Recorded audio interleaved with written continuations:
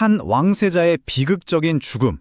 그런데요, 이 역사적인 사건 안에 놀랍게도 아주 정교한 기하학적 패턴이 숨어 있다면 어떨까요? 오늘 바로 그 패턴을 함께 파헤쳐 보려고 합니다. 자, 시간을 거슬러 올라가 보죠. 지금으로부터 약 380년 전 1645년의 조선입니다. 그야말로 격동의 시대였죠. 조선왕조실록에 실린 한 죽음에 대한 묘사인데요. 정말 충격적입니다. 온몸이 전부 검은 빛이었고 7 구멍에서는 모두 피가 흘러나왔다. 이토록 참혹한 모습으로 발견된 시신의 주인, 바로 조선의 왕세자였습니다. 공식적인 사인은 학질, 그러니까 말라리아였다고 해요. 하지만 이 기록만으로는 도저히 설명되지 않는 의문들이 너무나 많습니다. 대체 무엇이, 아니면 혹시 누가 왕세자를 이렇게 끔찍한 죽음으로 몰고 갔던 걸까요? 이 미스터리의 한가운데에는 비운의 왕세자, 소현세자가 있습니다. 이 미스터리를 풀려면요, 먼저 그의 삶을 잠깐 따라가 봐야 합니다. 소현세자는 인조의 맏아들로 태어났지만 아시다시피 병자호란에서 조선이 패하면서 청나라의 볼모로 끌려가 무려 8년이란 세월을 보내게 되죠.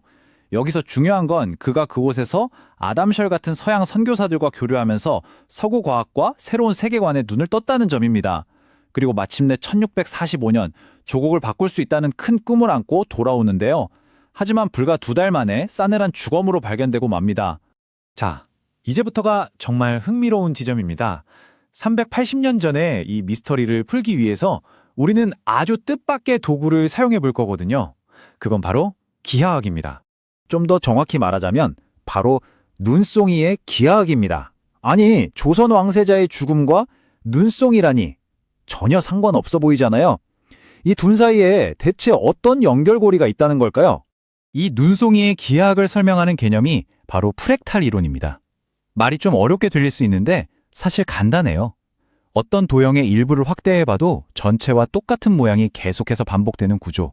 이걸 자기유사성이라고 부릅니다. 근데 놀라운 건요, 이 자연에서 발견되는 프랙탈 패턴이 인간의 역사 속에서도 나타난다는 겁니다. 마치 이 이미지처럼 말이죠. 우리는 지금부터 이 프랙탈이라는 렌즈를 통해서 소현세자의 죽음을 3가지 다른 규모로 확대해서 들여다볼 겁니다. 거시, 중시, 그리고 미시. 이 3가지 규모에서 똑같이 반복되는 하나의 패턴을 한번 추적해 보시죠. 첫 번째, 가장 큰 규모인 거시적 관점입니다. 이건 바로 당시 조선을 지배하고 있었지만 서서히 죽어가던 하나의 세계관에 대한 이야기입니다. 당시 조선 사회를 지배하던 건 명나라는 부보의 나라이고 청나라는 짐승 같은 오랑캐라는 아주 확고한 성리학적 세계관이었어요. 그런데 소현세자가 바로 그 오랑캐의 땅에서 서양 과학이나 실용 외교 같은 완전히 새로운 사상을 가지고 돌아온 거죠. 이렇게 꽉 닫힌 시스템이었던 조선에게 이 새로운 정보는 마치 체제 전체를 위협하는 바이러스처럼 느껴졌던 겁니다. 좋습니다. 이제 렌즈를 한 단계 좁혀볼게요. 중간 규모인 중시적 관점, 바로 권력의 생존 본능입니다. 아버지 인조는 청나라 황제 앞에서 무릎 꿇고 항복했던 그 굴욕적인 트라우마를 평생 안고 살았습니다. 그런 그에게 청의 문무를 긍정하는 아들은 유능한 후계자로 보였을까요?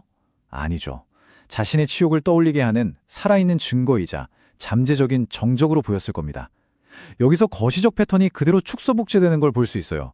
국가가 외부의 적으로 규정했던 청나라가 왕 개인에게는 내부의 적인 아들로 투영된 거죠. 자, 마지막으로 현미경을 들여다보듯 가장 작은 규모로 내려가 봅시다. 미시적 관점인데요. 이건 바로 왕세자의 신체에 직접 가해진 폭력입니다. 소현세자의 독살된 시신, 이건 거대한 세계관과 권력의 갈등이 만들어낸 독성이 한 개인의 몸에 응축되어 나타난 가장 작은 프랙탈이라고 할 수 있습니다. 야사에 따르면 세자가 독이 묻은 침에 의해 살해당했다고 전해지는데요. 생각해보세요. 사람을 살리는 치유의 도구가 가장 치명적인 살인의 도구로 뒤바뀐 이 역설. 시스템 전체의 모순을 너무나 상징적으로 보여주지 않나요?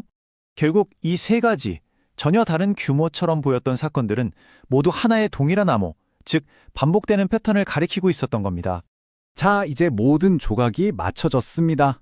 한번 보세요. 첫째, 낡고 경직된 세계관이 새로운 정보를 거부합니다. 둘째, 기존의 권력은 그 정보를 자신을 대체할 위협으로 인식하죠. 그리고 마지막, 시스템은 그 위협을 구체적인 폭력을 통해 제거해버립니다. 이 3단계 패턴은 규모만 달랐을 뿐 정확히 똑같은 코드로 작동하고 있었던 거죠.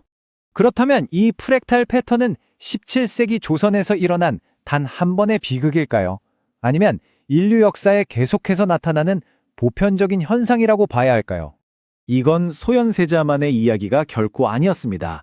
이 표를 한번 보세요. 역사가 어떻게 이 비극적인 코드를 반복해왔는지 정말 선명하게 드러나죠? 무한 우주를 말했다가 화형당한 조르다노 브루노, 태양 중심설을 주장하다 재판을 받은 갈릴레오 갈릴레이, 심지어 같은 조선에서 오랑캐에게 배우자고 외쳤다가 죄인 취급을 받은 박지원까지. 시대와 장소는 달라도 새로운 생각과 가능성을 파괴하는 시스템의 자기방어 팩터는 놀라울 정도로 닮아 있습니다. 그렇다면 역사가 이렇게 반복적으로 보여주는 프랙탈 패턴은 오늘을 사는 우리에게 어떤 경고를 보내고 있는 걸까요?